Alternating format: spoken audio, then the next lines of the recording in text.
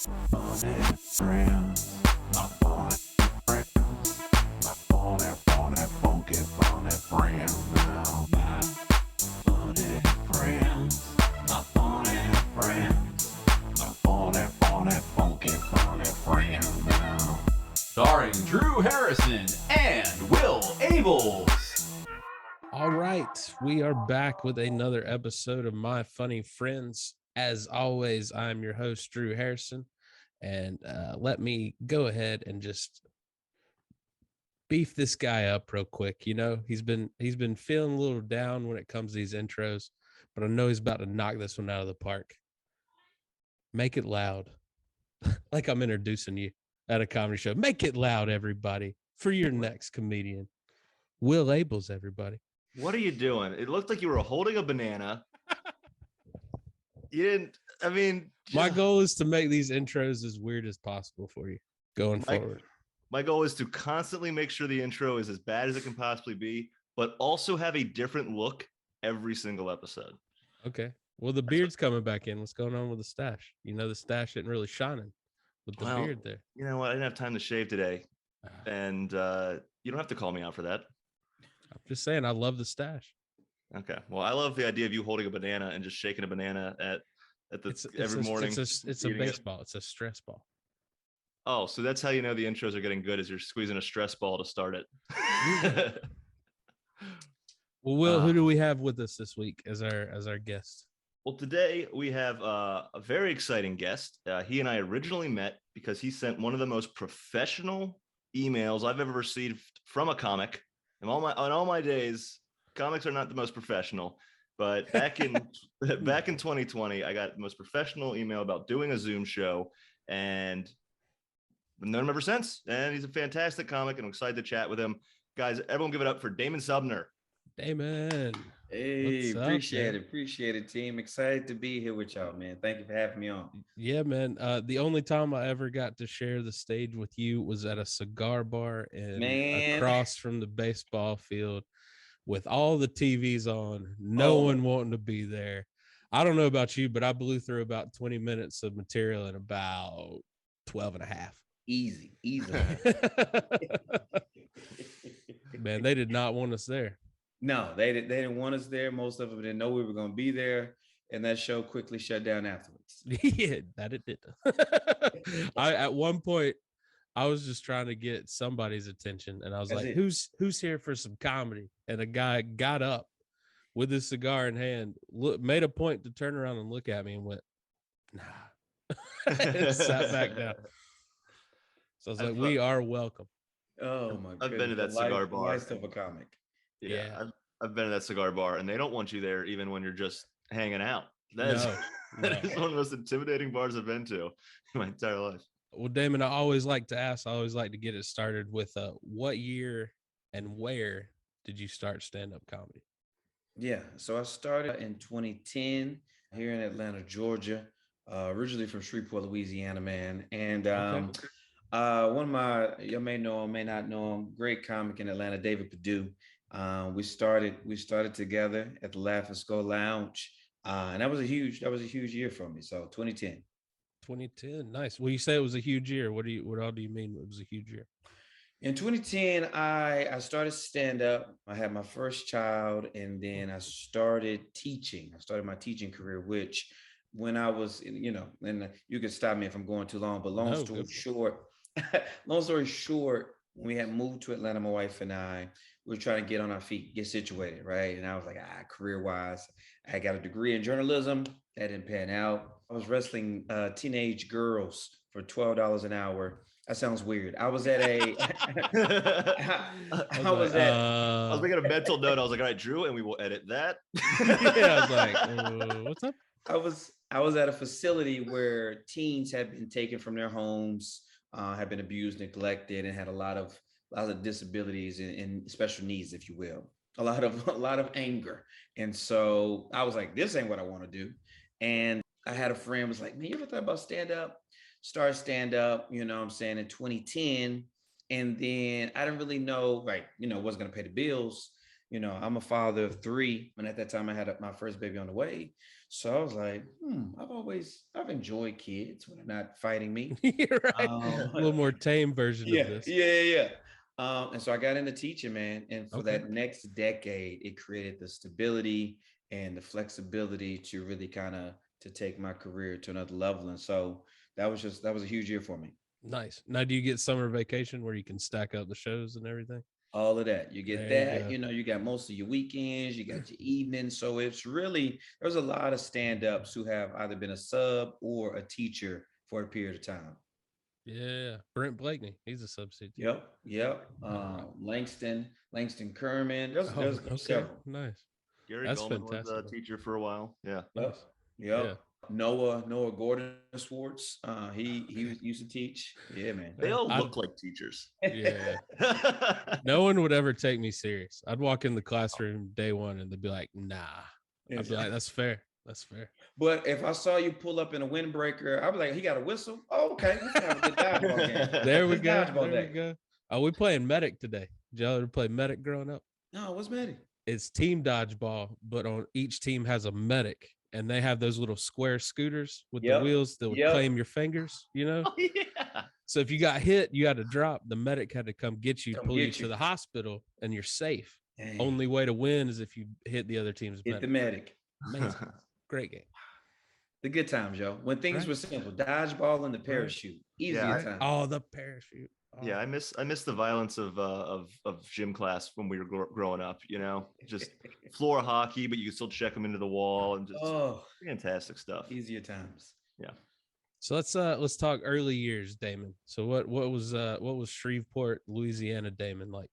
Ooh, man, rough. That's what it's definitely was. Definitely rough. Single mom, 3 boys, man, doing the best. We bounced around a lot. Well, you know, I'm originally from Shreveport, but my mom and my 2 younger brothers, we bounced around back and forth. By the time I graduated high school, we had lived in 17 different apartments. Wow. And you know, and I have a good relationship with my dad, present and past tense. But you know, things were still hard. And you know, I remember living in Texas and for a little bit here in Dallas, Texas area. And we would go to Shreveport for the summers with my grandma.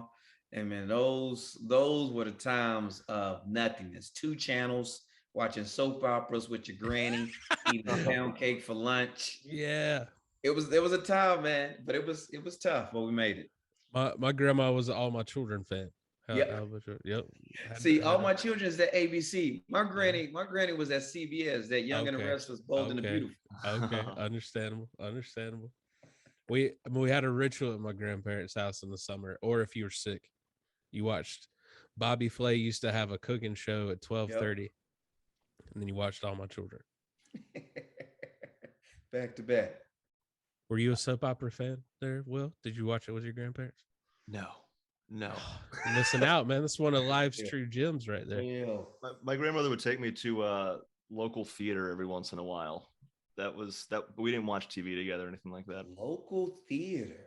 Oh, we had pinkies up over I here. don't brag, but I've seen a play or two in Hagerstown. Do you have the little glasses from the balcony? Oh, of course. I had. Yeah, that was my 5-year-old birthday gift. Just a little monocle to just see a little bit better. I don't know my grandmother. Apart from the houses of her family members and grocery stores and like places to get needs, I've never seen her outside of those settings. So to think of my granny at a movie theater or a theater, it just seems weird. It just seems real weird. Same. My grandma's entertainment was church on Sundays and then walking around the shopping centers with my mom sometimes.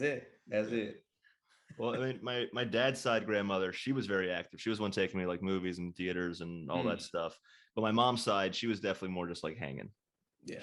She was staying home. Let's just hang out. Yeah. Now, so Damon, who was the bringing the humor in the family when you were all hanging out? You know what, man? My brothers and I, we cracking up. That's what we did all the time. We used to have this thing called the tea party, where on Friday nights, Mom would usually be at work. We would get into bed. It was bedtime. We'll get some Capri Suns and some Little Debbie. And we had this mantra of no one is safe. and we would just roast and make fun of anybody who came to our minds. And those laughs, man, those were classic moments. And I'm talking about like just, and not in hindsight, like it wasn't even like rude. We would just be just real factual. He got that long shoulder. You know what I'm saying? And we would just, you with your friends, you just cut up over dumb stuff. Yeah. But that was it. My dad's not that funny. My dad's not that funny. My mom is pretty funny. She's pretty humorous. My mom is quite silly. I'm not really a silly guy. You know what I'm saying? Like, I don't know if you got a friend who's like silly. My mom's silly. Yeah. Yeah. My mom's more of that roaster type humor. You know what I mean? Like wave at somebody and be like, did you see what he was wearing? Yeah. Did you see what he's wearing? Yeah, that's where my mom's at. My mom will roast you too, but she would like roast you like without whispering. It was I remember the last time she came to Atlanta, probably 2018, and we're at a thrift store, little 5 Points, hanging out, yada yada, and we're walking around, and she's living in the suburbs of Texas, and so she don't see all the beautiful eclectic people like we see, and so I don't remember, maybe the hair color, maybe the shade, I don't know what was going on, but they were different to her. And she just walks by, the stranger walks by. We're standing like 5 feet from her, the other rack. She just goes, "Ugh, she smells like catfish." And I was like, we gotta leave right now. You can't roast people in public out loud, baby. Mom just blowing up the spot. I wasn't expecting catfish. Yeah, right. But now you know exactly how that person smells. So you're like, exactly. Yep. Fresh catfish, not fried. But you know how that is when you're in the house, like, because my grandma used to fry catfish and chicken and all that stuff. You just smell it's just on your clothes. It's on you. Like you smell like fryer for 3 or 4 days. Yeah, it gets in your hair. You think it was because they were cooking it, or do you think just no, she wasn't smelling good. Unfortunately, here's the thing: my mom wasn't wrong, but that's what you say in your head, baby. Yeah. That's what you say in your head. Yeah. No, the world needs to know this thing. I always like a group, like not a direct roasting where it's like, hey, who in here smells like catfish? And they just put it out there, and there's like a group of 7 or 8 of you. Yeah, I felt so bad one time because I I was at work. I wasn't trying to be mean, and I was just trying to strike conversation. And it smelled like hamburgers with onions. It just smelled like someone ate a big burger with onions on it for lunch. And I'm like, man, who had a burger? Who's burging? Huh? Who burging for lunch? And it was this girl's body odor. And I felt she shut down. She was bright red. I was like, I'm sorry. Just not even meaning to. Just you didn't look around. And I didn't stop. Like someone could have just tapped me. I was like, burger. Huh? Who ate a burger? Huh? Who's holding out on that burger? Who had a burger? Yeah. But you didn't you didn't look around and just be like, is there a burger in this room? I was on a roll, man. I was on a roll. I was going. I was cheering everybody up because some people were laughing. Some people. Yes. Oh, that was it. That was it. One snicker. One snicker, you're gone. That's all I needed. Yeah, I get that. All right, I understand. Yeah. All right, so you spent your childhood bouncing around. You're in Louisiana. What made you make that transition to Atlanta? So believe it or not, my wife and I went to the same college. So we got married in college, 21 years old. And then me and about, 10, 15 friends with my wife and I would move to Atlanta, adventure, mix it up, get out of Texas. And it was dope. It was dope because we moved here, poor, homeless, pregnant, first kid on the way. So it was real cool and real beneficial to have that foundation with friends. That's awesome, man. Yeah, sometimes you have those friends that come through at that right point. You know what I mean? Like I was in a weird place going through a weird time and y'all were there for me. And that's a bond for life at that point. Yeah. And it's so cool to have. I mean, it's just so different from what most people do, right? Like when you want to move to a new city, you usually have like maybe a roommate that you go with, right, or you just go, you don't know anybody at all. So to have an entire group with you is pretty awesome. Did you all live near each other? Like, I mean, was it like you took the community and you just moved the community into another community. For the most, yeah, for the most part, we a few of us lived together. You know, we didn't have jobs, so it was almost like college, low key, for a little bit. I mean, we had came from college because Just kept it you going. know the first few months we weren't working. You know, we trying to survive off savings. You know, Oh, what I'm saying? Unemployment here, so we just at the house all day laughing, eating our feelings, and so that was a special bond. That was a special moment for us because you know quickly thereafter, you know, and all at this time we're all roughly the same age, right? Out of college, between 21 and 24, give or take, and then one group they have their first baby, and then they move out and jobs, and somebody else had their first baby, and then boom, it was different after that. Yeah. In 2010, man, it's a tough time to try and be young and find a job, and then, and on top of it, have a kid. Yeah. Well, because I had graduated with that degree in journalism. I thought I was going to be on Sports Center. That was my goal. That was Scout my dream. NFL, Damon God, that Sumner, was my you know what I dream. mean? Yeah. And the recession popped off, right? Yep. That 08, 09 recession, and all the entry level positions were like not interested. Mm-hmm. And so that's where I had to go, you know what I'm saying, wrestle those ladies to bring some meat to the table. I hear you, man. I had to around that time. I had a body shop, and the recession caved in on that. Mm. And I went and wrestled crazy people at the hospital, trying to get them to go to their X-ray and their CAT scan and all that stuff. But That's I it. hear you. That's really the benefit. That's the foundation of American country. When in doubt, as a country, you can go wrestle somebody who needs help, and you can make it. Yeah, getting that $12 an hour at the hospital, being a transporter. So what was the push? What was the push into the direction of doing stand up? Mm. So it's really random. I and the memory is foggy, which is bittersweet. But I remember being with great comic David Perdue, and we're hanging out with friends, and we're just chewing the fat, laughing. And somebody says, "Yo, man, you ever thought about doing stand up?" I had never thought about doing stand up. I didn't really think stand up was a real job per se. Now, important to know about me, like many other stand ups, a lot of times you'll hear their story. My mom used to put on prior records. So we used to listen, you know, to late night sets or, you know, yada, yada, yada. Right. I didn't have any of that. I grew up in a very sheltered Christian home where we were not listening to any of that profanity, fam. Kings of Comedy, unacceptable. Comic View, shut it down. You know what I'm saying? And so I didn't really watch stand up really in general. I mean, growing up, what is this? The early 2000s. I graduated high school in 05, graduate Okay. college. I was 03. You know I'm saying 2009. So, you know, streaming is not there, cable, didn't really have cable. So it wasn't nothing. I grew up loving comedy because of my primarily my brothers and friends, but also sitcoms. That was where I got my I love laughing. Fresh Prince, Barton, all that. You know what I'm saying? Saved by the Bell, Family Matters, all that just classic 101 sitcoms. TGIF. TGIF, right? Yeah. TGIF. And so anyway, he makes that statement to me. He says, "Yo, you ever thought about doing stand-up?" And David and I, we go, huh? And we sign up for an open mic at the Laughing Skull Lounge in Atlanta here, October 27, 2010, and the rest is history, y'all. Damn. So That's David, awesome. You and David started at the same time. Yeah, Yeah, so and- that's what I thought David was already a comic, and then David said to you, you should try, because that's something that doesn't happen anymore. Right. You know what I mean? I don't know if I could tell you any comic in the last 4 years that's looked at me and been like, you should try stand up. You know, like comics nowadays are like, don't ever do this. Yeah. Walk away. If you're thinking Yeah. about it, don't do it, you know? So that's cool that you guys got to start together. So then, yeah, all right.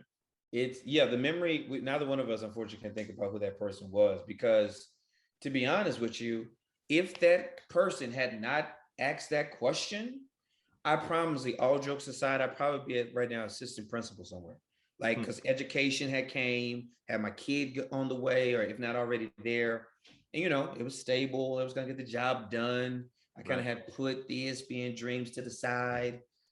And I was like, all right, you know, probably would have been fine. You know, I take pride in being a good teacher, yada, yada, yada. But it's really, I'm really grateful for it, especially to be there with another dude who was interested too. And so for the last it's going to be 12 years in October. We've been pushing and doing everything together, man, ever since. That's awesome, cool. Man. It's great to have that person to be like, we were there day one. Oh yeah. I can't beat that, man.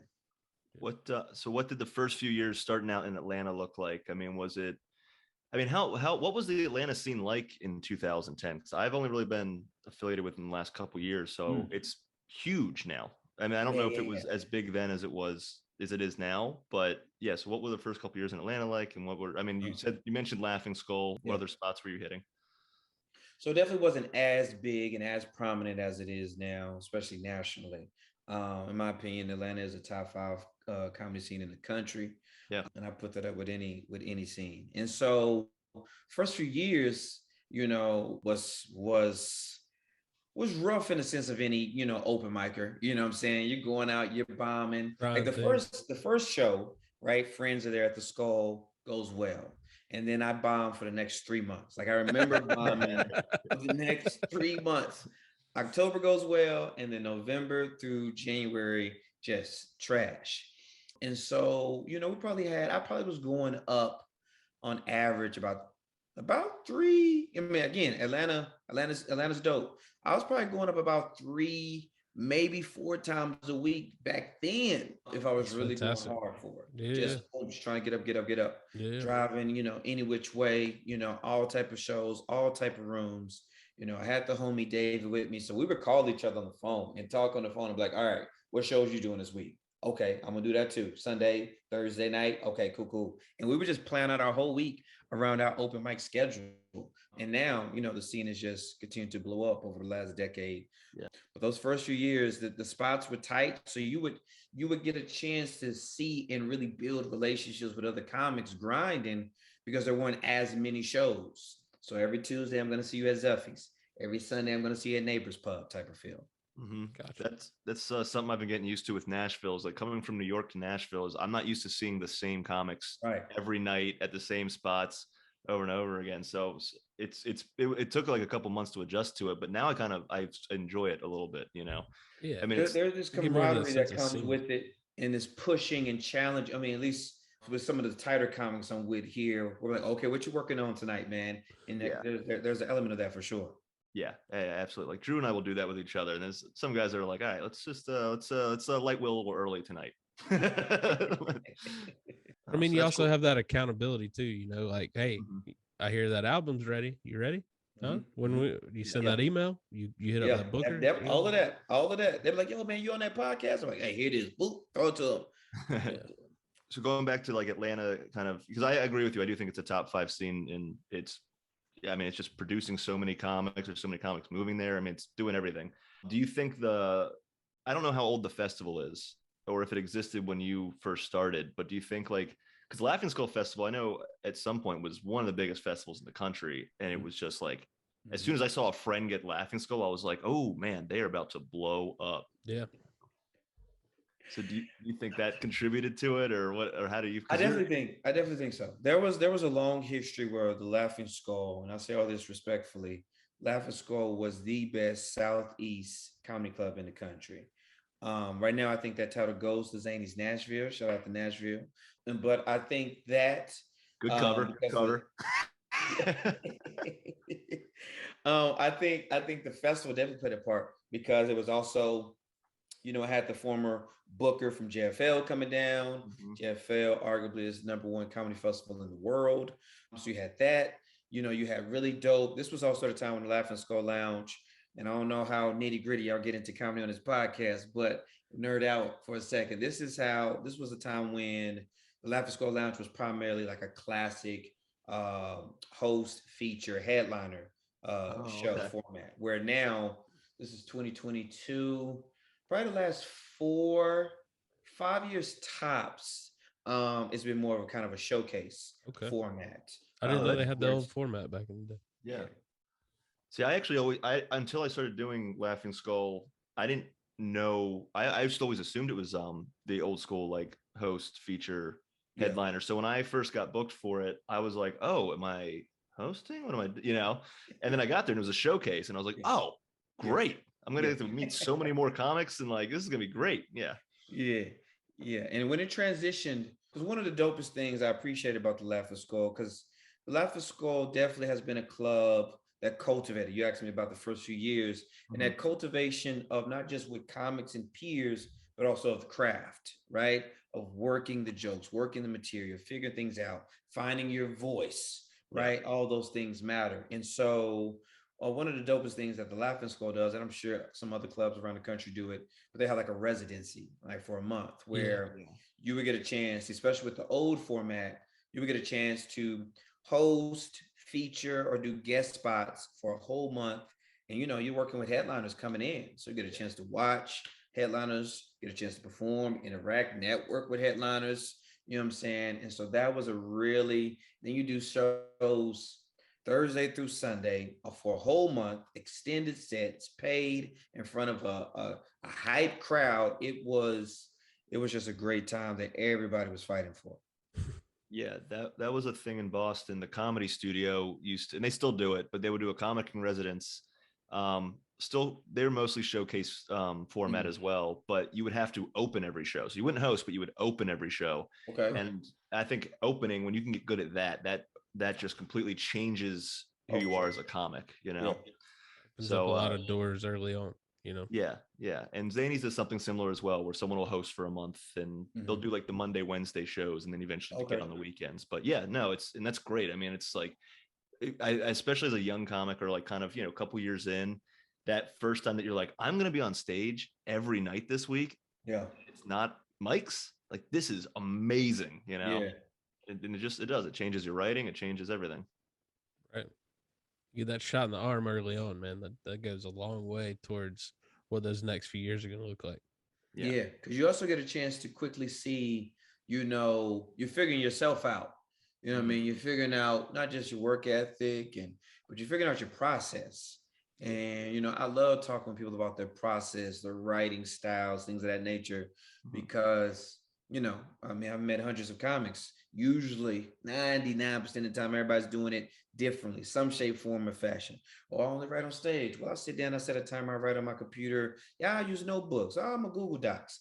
And just figuring out what works best for you, especially in those first early stages to set your foundation up is paramount. Yeah.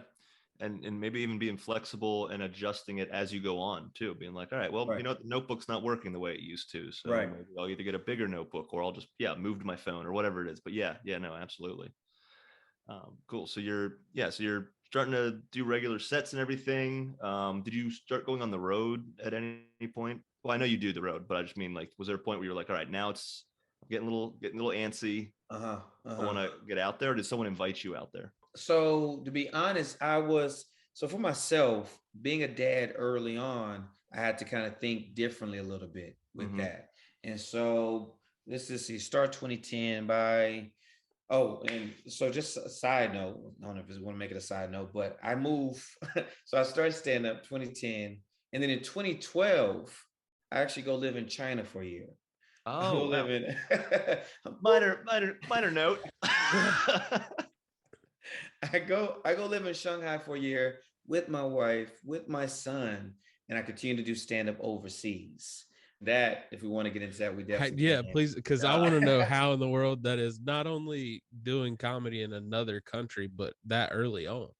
yeah, yeah, Because you're what, 23 years old, 24 years yeah. old? About somewhere around there. It Wow. is without a doubt.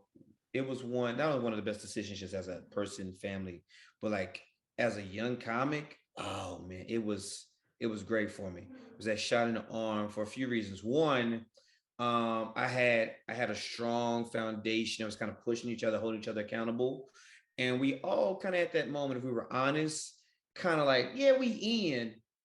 I think like, yeah, we in. Yeah. You know what I'm Yeah. saying? When I go over there, like I had to start from nothing. Now, mind you, there was a strong foundation I didn't know about yet, but I was like, all right, let me try to figure it. So I get over there, I give about 3 months, and I just start calling and probably emailing. What time is this? 20? Yeah, emailing, DMing, you know what I'm saying, venues to try to start a show in Shanghai. Yeah. And I start a show, and then I connect with some people who have become some great friends later on for the Kung Fu Comedy Club in Shanghai. And I don't know if y'all know William Childress, but I feel Great like I've comic heard here the in name. Atlanta. We met in Shanghai, and he's here in Atlanta now. That's fantastic. That's Um, crazy. what was dope about China was a few things. One, what I had to quickly realize, because I got in with this comedy club and we were doing shows like 3, 4 nights easy a week at this club. Yeah. And Shanghai is, at that time anyway, it was the largest city proper in the world. And it was diverse and it was eclectic. So you had people, you had expats, right? You had people living abroad, studying abroad, people from all over the world there. And you also had natives who were bilingual, more language than that. So what you had to do was that I had to force myself 2, 3 years into comedy of finding those common human threads. I can't just rely on That cultural relatability. pop references. You know what I'm saying? Just American specific ease.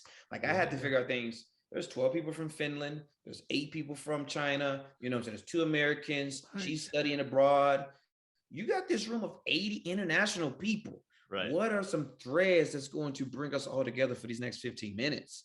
So it really pushed my writing, my style, my thought to another level. And I'm forever Well, grateful for that. Shout out to you for being a young comic that put that together. You know, a lot of comics are like, I'm gonna do me, and I don't Right. care if they like it or not. Right. So, I mean, shout out to not only going to China, stepping out of your comfort zone that early on, but also being like, all right, let's relate to everybody in here. Yeah. It was such an eye opener because for myself, and I know everybody's not necessarily the same.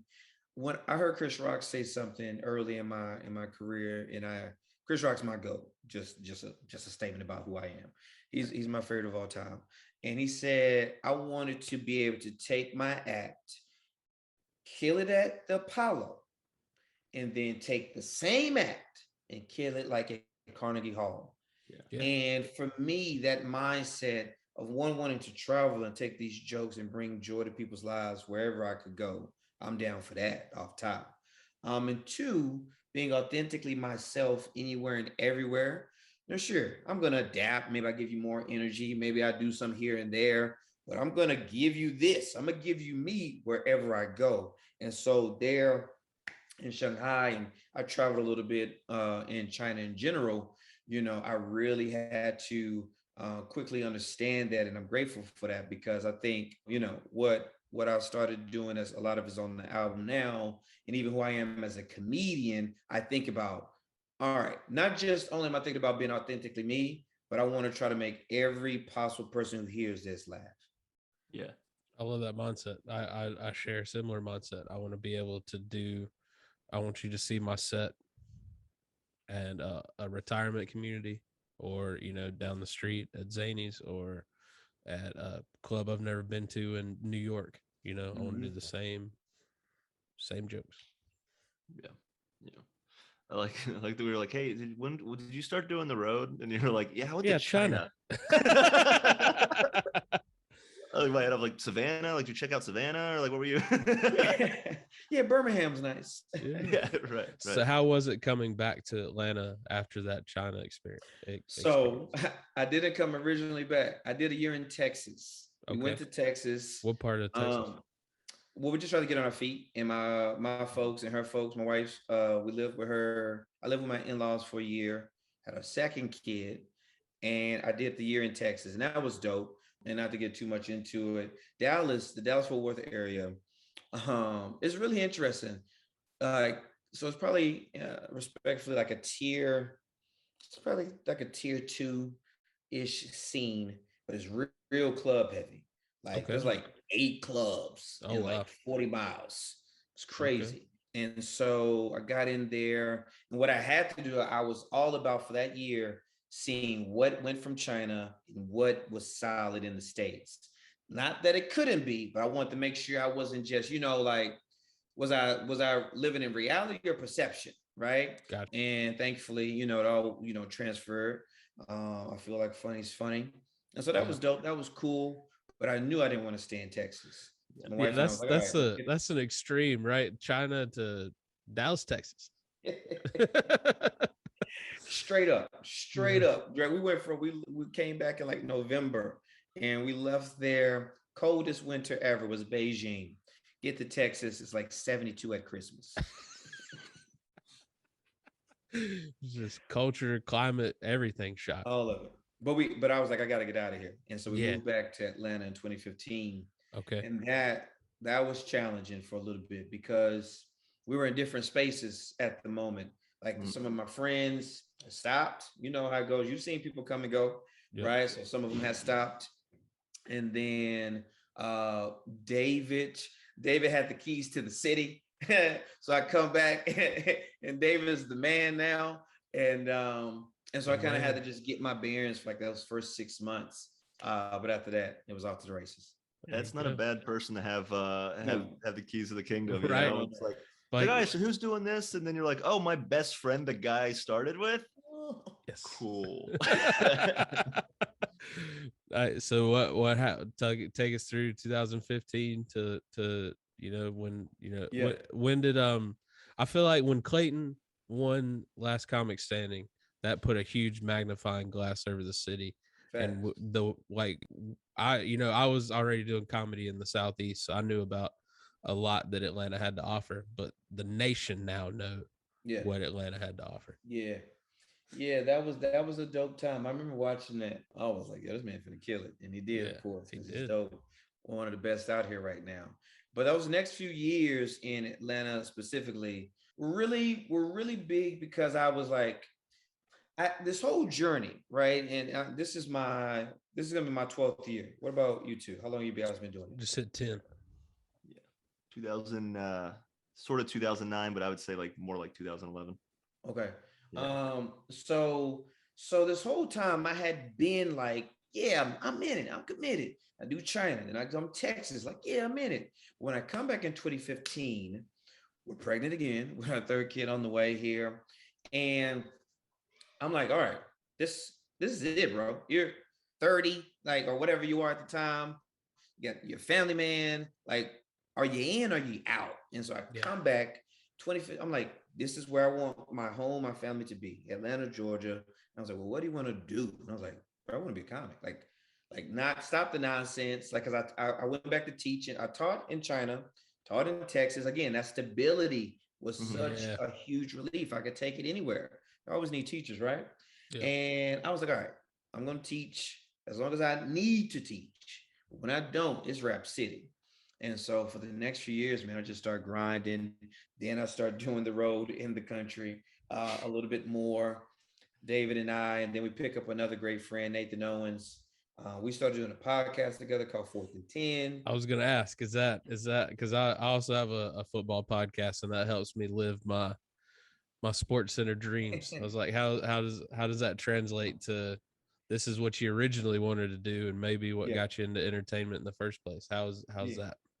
Yeah, it was a great combination. When I moved here, David knew Nate, and then he introduced us, and then it was gold. I mean, we're peas in the pod now, and so it was a great way for us to do a few things. One, it has led to a few different opportunities. Like being able to travel, like we've done some colleges because of the podcast. We randomly threw out a minor league first pitch. That's fantastic. Yeah, like it's created some opportunities for us that stand-up could, but podcast also was able to do it. Mm-hmm. And it just allows you to put yourself, in front of people on a weekly, bi-weekly basis. We do it every week that you're not in their city. You know what I mean? And so we've had fans come out. Like we did a show in Nashville. We did a run maybe 2016, 2017.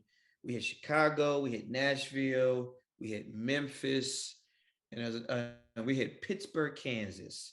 Side note, Pittsburgh, Kansas. Listen to me, comics, if you're listening. What? I don't know if that bar is still open, but Pittsburgh, Kansas, there's just one small bar. I got to think about it before. TJ Leland's. My wife's from Kansas. I'll have to ask her about it. Okay. That show was insane because you're the entertainment for the town. I love those small town spots, man. They're just like, we're so happy you're here. So happy you're here. All the merch. Took all the merch. Yeah. Autographs. We're saying hello to babies. Like, it was ridiculous. TJ Leland's, Pittsburgh, Kansas. Trust me on that. And so anyway, Nashville, we go to Nashville, we do a house show and or some really weird show. And Or and that was I we don't have know been where doing the I. podcast like July 2015. And this is I think it's like summer 2016.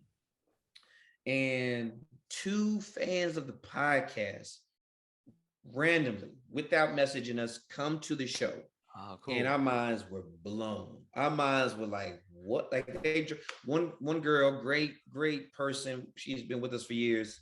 She lives in Birmingham. So she drove up. And then another Wow. dude, he lived in Tennessee, I don't remember where, and he drove over.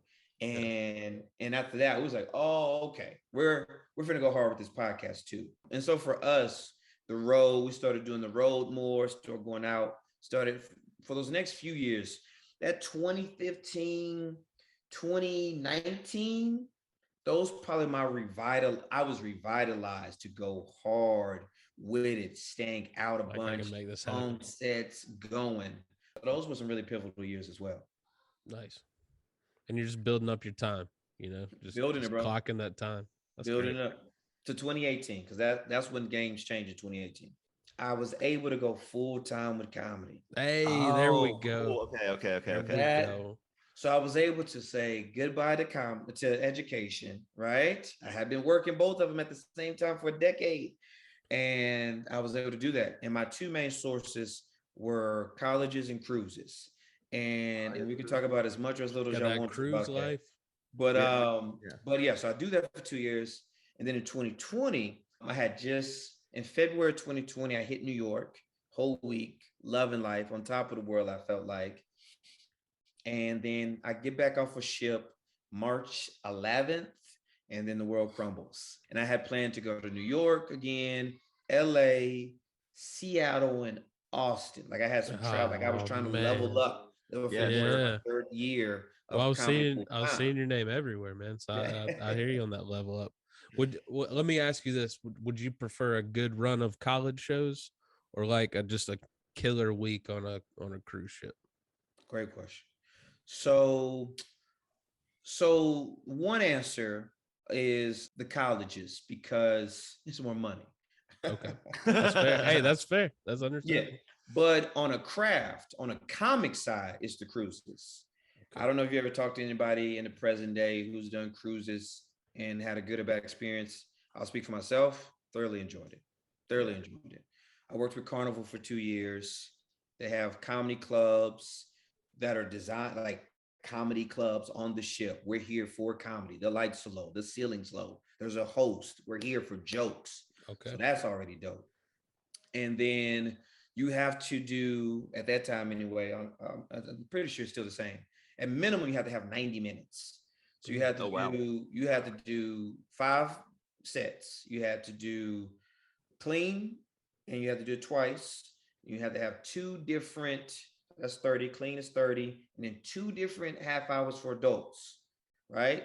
So let's say Will, he does the 7 o'clock, he does it clean. Then Will's got another family, he can repeat that clean. That's his 2 clean. Okay. And then you can have 3 adult shows. 1 can be repeated and 2 have to be different. So you have a base of 90. So you're talking about building material, fine-tuning material. I ain't got no friends on the ship. I'm listening, fine-tuning, listening, fine-tuning, trying new stuff, right? With the mindset, I'm not doing stuff for the sea. I'm doing stuff that's going to go everywhere, right? Right. And the reason why I really lean on that was because it was America on those ships. It was 22-year-olds on break. It was, retirees. It was middle-class people working hard on a vacation. Like you had a little bit of everything. You had conservative, you had liberal, you had reporting out of Baltimore. You had primarily Black crowds. You had primarily white crowds. Like it was everything. So if that answered the question. Yeah, no, for sure, man. I'm very jealous of just the diversity of crowds that you've been in front of, man. Just sitting there, just tracking off like overseas, cruise ships, college. It's been a journey, man. And I think, I don't know, if there's one thing when I talk with comics, it's like, it's not always the easiest because of your scene, your location, time availability, yada yada. Like continue to push yourself, especially in my opinion, as you get more seasoned in the game. We can fall into habits right? Mhm. We can fall into comfort zones, things of that nature, but continue to push ourselves, type of rooms, type of material, things of that nature to keep growing as comedians, I think is crucial. Yeah. Yeah. No, I hear you. Talk us up to the album. How did the album come about? So the album is a thing that, to be honest with you, everything that I've gotten in my career has been DIY independent. Right. One thing about me that's important to know is Damon Sumner is a cold email connoisseur. all all the dope shows, if you ever seen or heard about, me getting a cruise agent, me getting a college agent, and whatever little credits I got, those are nobody's been knocking on the door for me. Right. That's me been saying I'm going to put in the work, turn off the TV, create databases, find people, and email them with a professional email. Yeah. As we've help me. witnessed firsthand. Yeah, because if 20 comics hit you up, 17 of them were not professional, 3 of them are cool. One's got an EPA, one's also got a headshot, right? Yada yada yada. Something's gonna stand out a little bit. And so I say all that to say I was doing this all DIY, but the album was the one thing I didn't want to do independent. The album was one thing I personally did not want to do DIY. And so in late 2020, early 2021, I was like, all right, legacy, body of work, looking back, I think I feel good. I feel ready. And so I started reaching out to labels, realized that wasn't as difficult and heard back much faster than I thought. Yeah. And locked in with Helium. Helium's been amazing. And so, yeah, the album's coming out March 25th. March 25th. I know who I am, and I'm very excited about it. That's That's gonna be awesome. awesome. The culmination of the 12 years, huh? Yeah. It is probably about. So I made a business decision here, and I'm gonna be honest with you guys. It's my first podcast on this circuit I'm doing. I like it. It was a business decision, and so I've got 9 years of greatest hits over here somewhere that you've been working, right? Right. And then I've got probably the last 3 years, give or take, so a lot of new stuff. Not that I'm more excited about, but that's just more fresh. Yeah. And I was like, how much do I want to weave in? And like I said, I'm teaching now, and I just told my principal of this recording at the beginning of February, I'm not coming back. My wife and I, we talked about, I was like, you're gonna jump, you got to jump, because I would hate to be back in September teaching and just hating every day. Blow up. Yep. Just hating. I was like, man, let's go. Let's get back to doing what we do. And so with that, I was like, all right, income, multiple streams, right? And so business mindset, comics, if you're listening here, you got to talk about the stage, you got to talk about the business side. I was like, all right, I need this serious money. I need this Pandora plays. So one thing about myself, comparatively, is that I am a cleaner comic. Just who I am. That's authentically me. And so I was like, all right, well, let's take all of this clean stuff that I feel proud about. Boom. Pretty much make this 85%, 90% of the album. Because if I'm going to say goodbye to teaching and that salary and that stability, I'm optimistic that my work will be able to create some revenue for me to help me keep going. So I got a lot of greatest hits on there. I'm excited about it. I'll sprinkle some new stuff as well. But that also allowed me to feel confident about this hour I want to tour with. I'm planning my first tour this summer. So I'm gonna try to sell merch, shout out the merch, sell the album, and then have a new hour to perform. There you go. So how was the experience at Good Nights? Because have you been there before, or was that your first time doing that? Never, man. Shout out to Helium for opening up spaces I had never been in. First time there, and they were great. The crowd was great. Staff's amazing, dude. Yeah, absolutely. Jeremy, my contact manager here with Helium was great. And it was just dope. It was just a dope experience. Everybody made it fantastic. Had some more podcast fans come through, which was insane. Cool. And yeah, it was just a night out. It was just a night I'll never forget, man. That's awesome, man. It's cool that you were able to record in front of, so Drew and I just recorded his album last weekend in Wilmington. Congrats, bro. Thank you. Dead Crow? Yes, sir. Dead Crow. Yep. But kind of like a similar experience. It was really cool for, I'm sure you had the same experience, but having actual Damon Sumner fans there. and Drew Harrison fans, so it was really cool to watch because it's a game changer. Yeah, because they know your personality. They Mhm. know what to expect. They're not going to say, because comedy, like, that's the whole thing, is like you don't know who's showing up at the club, right? At all. And so someone's going to be like, this guy's the greatest I've ever seen in my life, and the other one's like, I'm going to wait out back and beat the crap out of this guy. So to have like an actual fan base that showed up to support and laugh and have a good time, like that's great. I'm sure the album's going to be fantastic. I'm excited to hear it. Yeah, that's very true. I think that's where all comics want to get to the point, and it ain't even got to be a theater, but it's dope if you can look in a space, a club, a arena, a brewery, but there's people who are there for you, right? Yes. They're there for you. If you make, maybe you make an inside joke, it's like, oh, yeah, that's a, thing, or they're just seeing 2 TikToks, and it's like, I'm here for it. Which side note, and I want to say, I want to be honest and say I'm going to assume the best. That's one thing I've been working on, is assuming the best in people. I did Idiot Box. Love Idiot Box. Maybe October, November. No, I did it right before the album, right? Warming up. Okay. And a woman comes in, middle-aged white woman, sweet, had a great time. And she says to me, first time I had ever heard that, only time I've heard it since. She says, "You were great. Thanks for the show. We came because I saw you on TikTok." And I No said, way. "Shut your mouth." She said, "No." And I was like, "You think it was me?" And I was like, "I'm assuming the best. I'm assuming the best, man." She's like, "Yes, it was you." And I was like, "Okay, I'm gonna take it." And don't know why I shared that tangent, but all that to No, I say, love it, man. No, it's funny. I mean, Because you never know who's like, that could be her favorite thing, is sitting on the couch watching TikTok. you never I know, know. bro. You never know. And now, if I come back to that city, right, then you're there. You're a fan of me. You see my craft. Right. Whatever thing. That's what it was. That's why I brought that up. But No, that's I a love it. positive of TikTok for stand-up, right? Because you want someone to see like, oh, that comedian is funny. I want to go see all their jokes, as opposed to being TikTok famous and they get to sell out a major club, and then you get there and you're like, oh, they're terrible. Yeah. So My Chris Rock, he says, I got like 8 Chris Rock quotes. He said something that me and David we really kind of live by. He said, you could be seen too early. You can never be seen too late. And I think there's a lot of truth in it. yeah, There I is. agree with that. Because you go back, I mean, especially 10 years in, I had this amazing opportunity to record this album, like home club, just the stars aligned perfectly. Mhm. Like family was in town, friends were in town. I saw people I hadn't seen in years. Come on, man.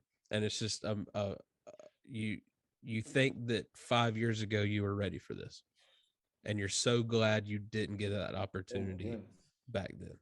Yeah, no, that would have been hot at all. Right.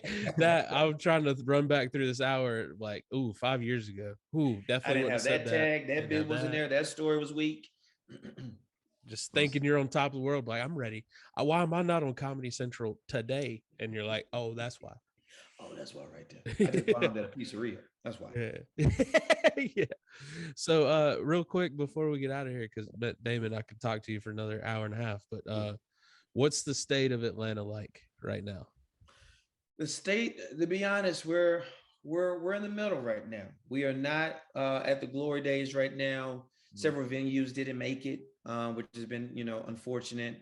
There's so the joke has been, Georgia's been open, but Atlanta, the city, the blue dot, has not been fully all that open. Yeah. And so things are just trying to get there. I've got a few of my shows back and things of that nature. So I'm optimistic that by the end of the spring, I think we'll be back where we know to be. But all the clubs are back, but there's still several dope DIY grassroots independent shows that aren't back yet. So you're listening to this and you're like, oh man, I want to come to Atlanta today. Hold on, hit me up, because I want your trip to be dope. But we're moving in the right direction though, Okay. man, for sure. Good to hear, man, because I love Atlanta. I can't wait to get back down there. Well, nice, man. What you got planned for the rest of the year? Getting out there, promoting this album and whatnot. That's it. What I got, man. I'm building this summer tour. I'm trying to get together. I just pretty much locked down a Denver week, my first time in Denver. Oh, Denver Excited rules. about that. I only hear good things about Denver. Yeah, That's all I hear. It spoils you. I mean, It we're does. going back in late August, early September. I try and go once a year now, because it's just there's so many shows. Crowds are always packed. They're Mm. just always good. It's it really spoils you, and you're like, how are we not talking about Denver every day?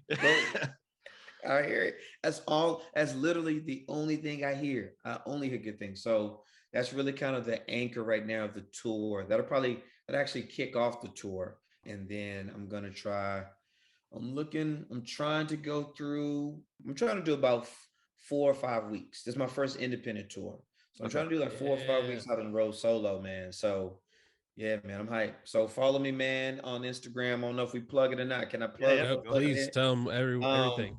Rock with me, man, over on Instagram. Damon Jr. 2. That's DAMON JR, the number 2, Damon Jr. 2. We're having a good time over there. We're making videos. We're having a good time. But yeah, that's where I'll be posting dates and things of that nature. I was gonna ask, is that where they can find out if you're coming definitely. to a city near you? And what about the podcast 4th and 10? Where can they check that out? 4th and 10 is on all platforms. Again, me, 2 other dope comics here. It's a good time. I mean, I don't know how you feel about sexual innuendos or with your sports, but it's a good concoction. I'm intrigued. It's a good concoction. 4th and 10, all platforms. Nice. Well, thank you so much, man. I appreciate you coming out here. I'm awesome that these hope to see you out on the road promoting your album while I'm out there promoting mine. So it'll be good. Hey, bro. Because that's the best is when you're like, wait, you're in the city too? All right. Yeah, I appreciate y'all having me on, man. This was a great time. Always dope to talk with other great comics. Thanks for coming on. Appreciate you. All right, everybody, make sure you hit that subscribe button, share us with your friends. We'll see you next week. My funny friends, my boy.